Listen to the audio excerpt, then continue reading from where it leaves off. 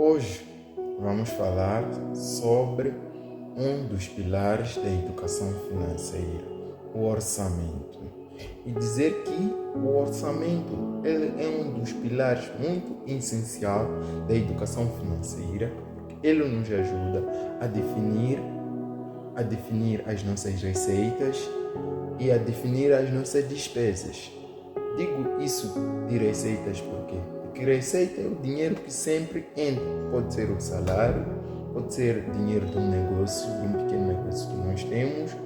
E as despesas, se nós usarmos o orçamento para definir as nossas receitas e as nossas despesas, sempre vamos conseguir fazer o quê? Se organizar. É de dar um exemplo de uma pequena história.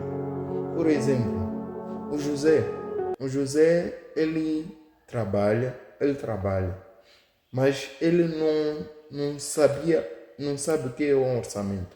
Ele trabalha.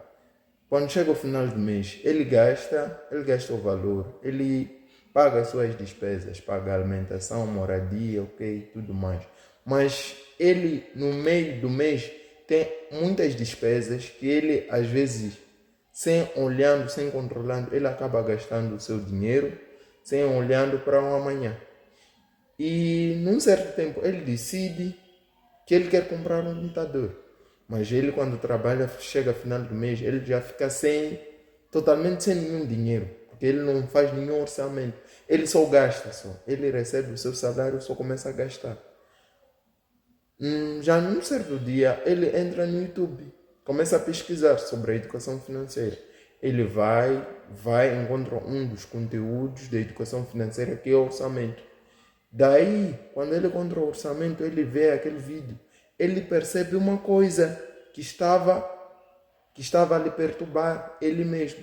Ele percebe que ele não conseguia fazer um orçamento para definir quais são os seus gastos e qual é a receita do dinheiro que ele poderia guardar ou investir em todos os meses para que ele possa comprar o seu computador. Daí, de repente, quando ele senta, faz o orçamento, ele vê que gastava muito o seu dinheiro em o quê? Em cafés, durante o trabalho, em lanches desnecessários, lanches que não tinham nada a ver. Depois ele cortou. No momento que ele cortou aqueles lanches, ele conseguiu poupar para comprar o seu computador, conseguiu poupar para criar um novo investimento, uma outra renda extra, que isso lhe ajudou muito.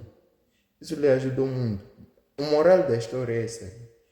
É que sempre devemos ter um orçamento. Pode ser um orçamento familiar ou empresarial.